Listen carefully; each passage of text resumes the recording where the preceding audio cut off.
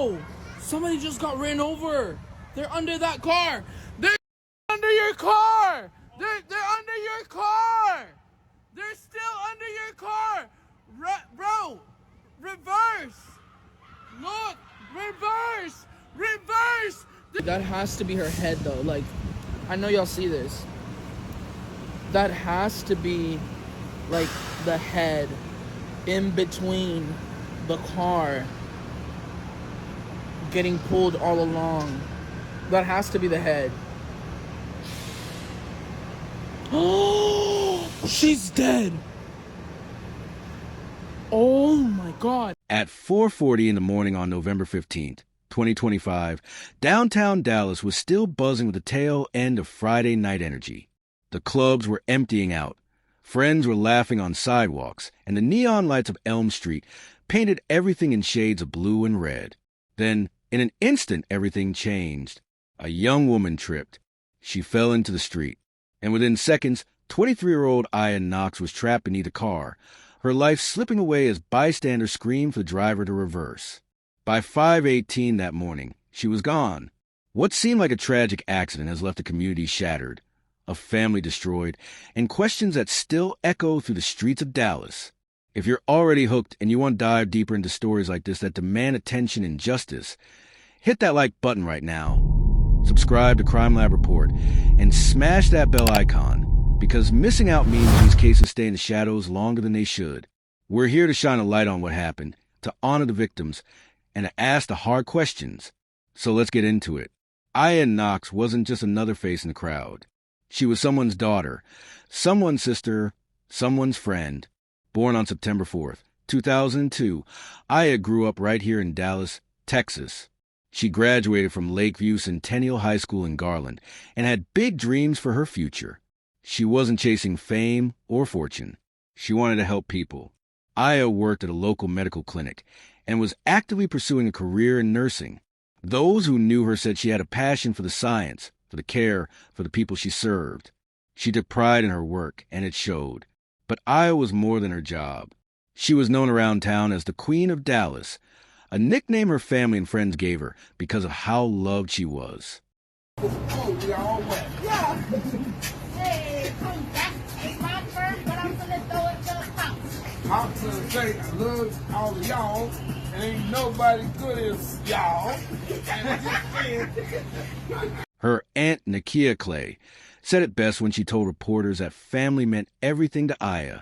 She was devoted to her mother, Elizabeth Knox, her two sisters, Aya and Aza, and her young nephew Jay. She was the type of person who lit up a room, who made people smile just by being there. Her classmate from medical assistant school, Khadijah Ramsey, remembered Aya as a fighter, someone who pushed through tough times and always handled her business. She didn't back down. She didn't give up. Just a few weeks before that terrible November night, Aya had celebrated her 23rd birthday. She was young, full of life, full of potential. She had her whole future ahead of her. And on the night of November 14th, going into the early morning hours of the 15th, she was out with friends in downtown Dallas, enjoying herself, living her life the way any 23-year-old should. The entertainment district on Elm Street was packed that night. It always is on weekends. Bars, clubs, restaurants, people everywhere. It's one of those places where the city never really sleeps. But here's the thing about downtown Dallas, and this is something a lot of people don't realize unless they've been there. It's not exactly pedestrian-friendly. In fact, just 2 days after Aya's death, a city-appointed task force came out and said Dallas is failing its pedestrians. In 2023 alone, the city recorded 71 pedestrian fatalities and 198 severe injuries. Dallas had 57% more traffic incidents resulting in fatality or serious injury per capita than other major Texas cities like Austin, Houston, Fort Worth, San Antonio, and El Paso. Think about that for a second. More than half again as many deadly incidents. The infrastructure, the crosswalks, the lighting, the speed limits, all of it has been under scrutiny for years.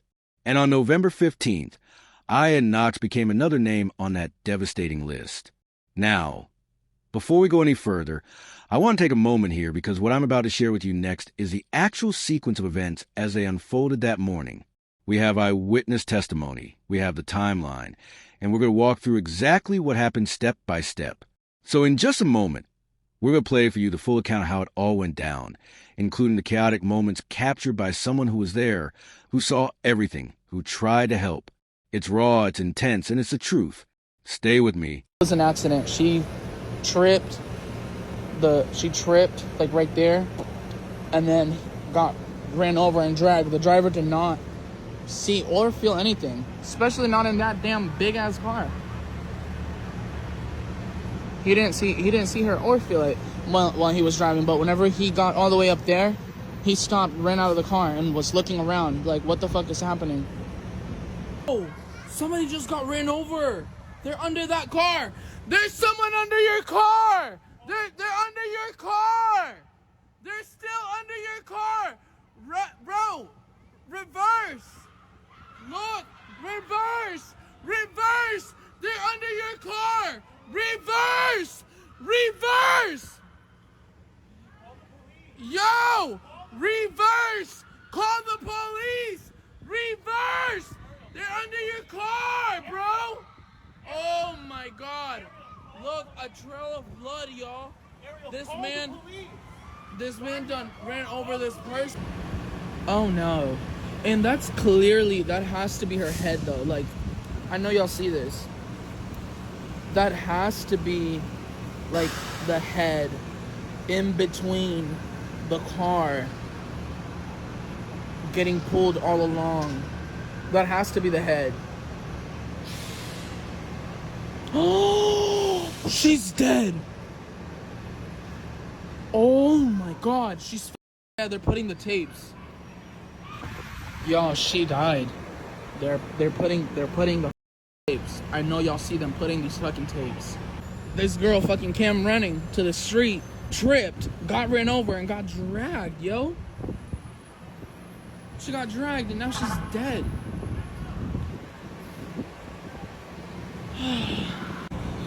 I still am yet to see the fucking ambulance. I'm yet to see the ambulance. Yo, that's the driver right there. That's him. But why is it taking the ambulance? That's a fucking firefighter. Are they gonna flip over the car? There's no way she's dead. There's just no way. That's the Dallas. That's the Dallas truck. Yep. That's the big boys, but here. There's EMS. Fucking finally. There's EMS. The ambulance. There's the fucking ambulance, bitch. Oh my God, what is happening? What is happening? I can't believe that they still haven't gotten her under this motherfucking car. And there's barely fucking the ambulance, barely making a rescue. Ugh. Fire rescue is literally fucking 2 minutes from here. Why are they the last ones on scene? Bitch, the scene is safe. The fuck? The scene was safe a long time ago. I'm sure that the 1, 2, 3, 4, 5, 6, 7, 8, 9. I'm sure that the scene was safe a long time ago. Why are those in here? If she was alive, clearly fucking not anymore. These motherfuckers last. Oh my God, he's taking pictures. Does that mean she's dead? I can't with this. It's too much. It's too early. Wait, please, yo. Let's look at the fucking sloppy ass job that the fire EMS Dallas does. Come on, fire rescue. There's too goddamn many of you motherfuckers not to get this girl out of underneath this motherfucking car already. Y'all should have been done lifting this motherfucking car, yo. It's shut down. Love that the Chick-fil-A workers just, Chick-fil-A-ing away. Like, nothing's happening on the fucking street because Chick-fil-A's right there. 15 minutes now. And the body's not coming out underneath that car. If the girl was alive before, she's not anymore. Not the way these fucking people move, clearly. What was the sense of urgency? Gotta assess the situation. Officer. It's 5 a.m. on the dot. If she died around that time, it's because these fucking been waiting a long time to get her out of there. Just standing around.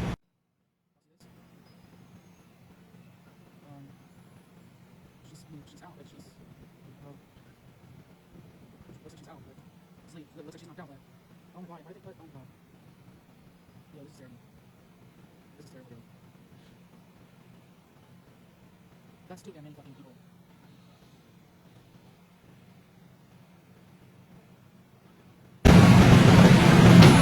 So the fact that they're not leaving, like ASAP, okay, they are. I guess they're trying to. Oh, they're gonna go out this way. But since there's no siren,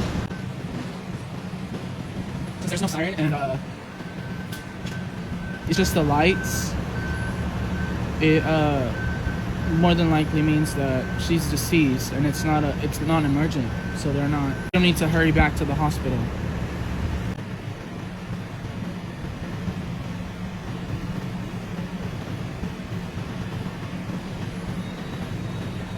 You know, if she was like on the verge, they would be siren on, and they would more than likely be like driving really fast to the hospital. But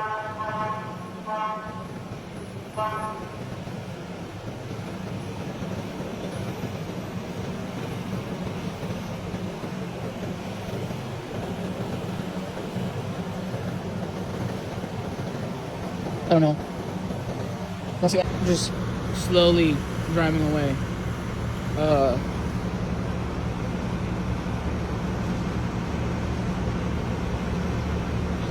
Doesn't seem like there was anything they could do, to be honest.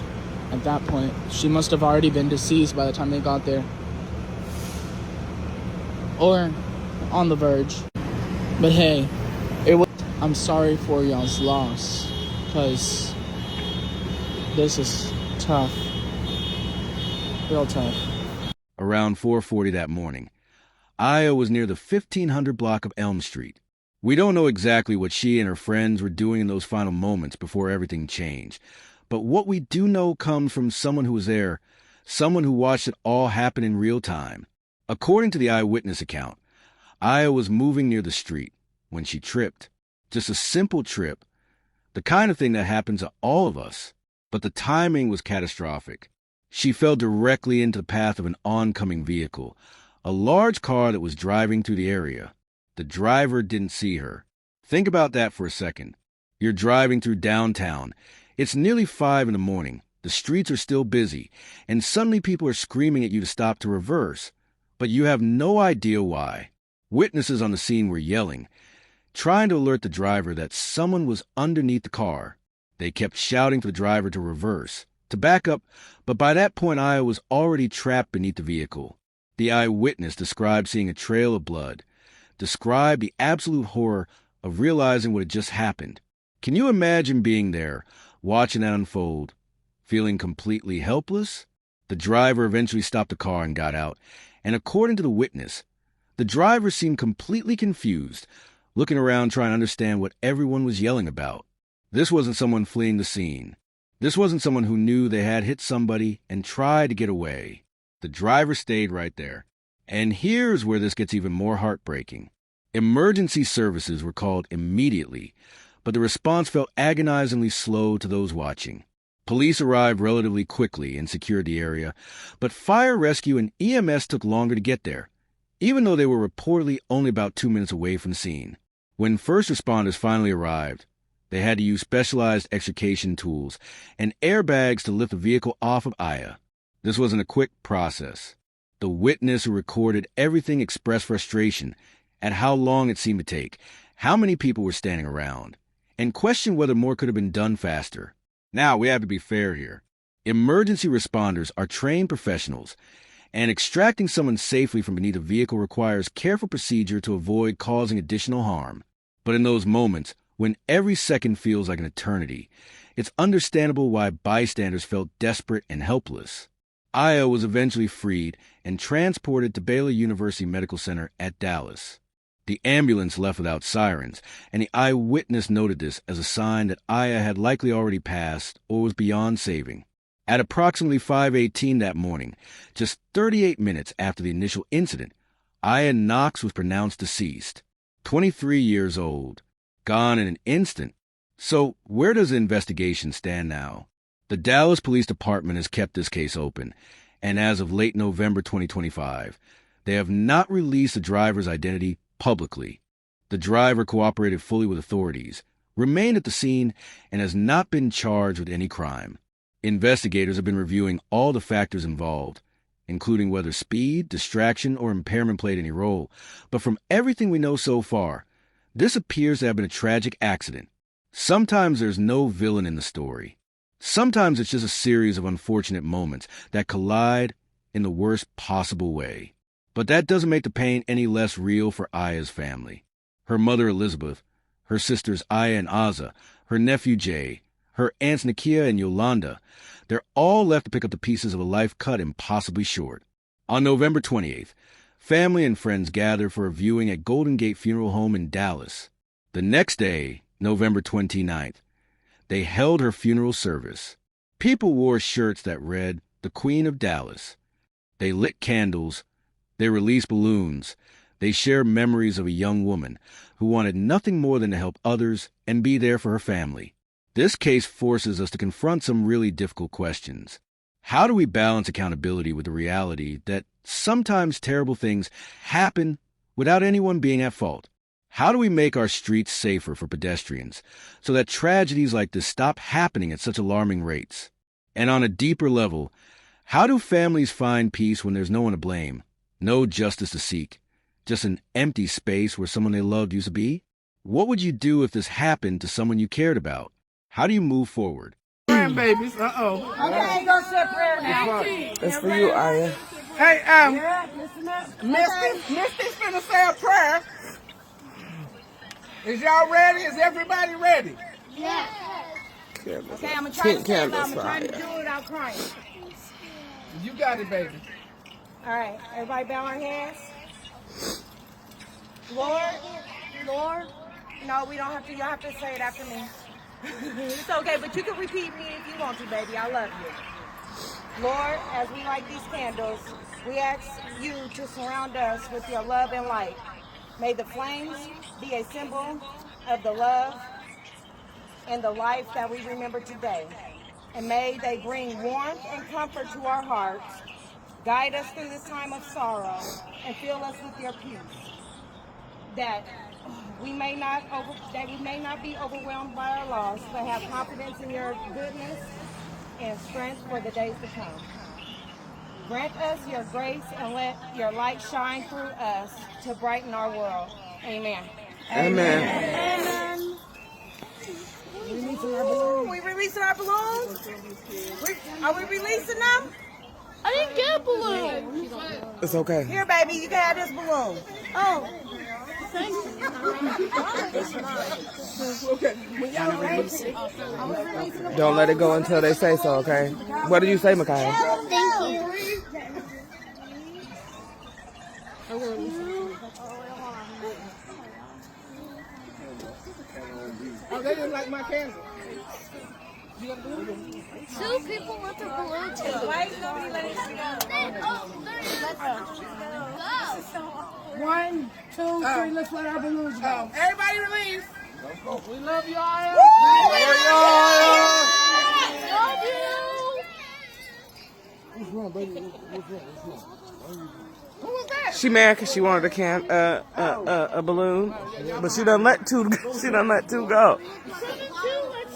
Let's see 7 and 2. We'll get the highest.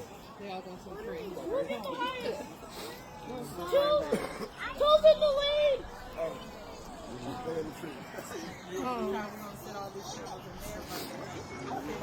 Oh! Looks like Lou lost this tree. Wait. It's continuing. We have lost track of them. I don't know that. Get back over. If this story affected you, if you think more people need to hear Aya's name and remember her life, share this video. Drop a comment below telling us your thoughts. Subscribe to CrimeLab Report if you haven't already, because we're committed to telling these stories with the respect and attention they deserve. Check out our other videos where we dive deep into cases that need answers. And most importantly, remember Aya Knox. Remember the Queen of Dallas, because her life mattered, and her story deserves to be told.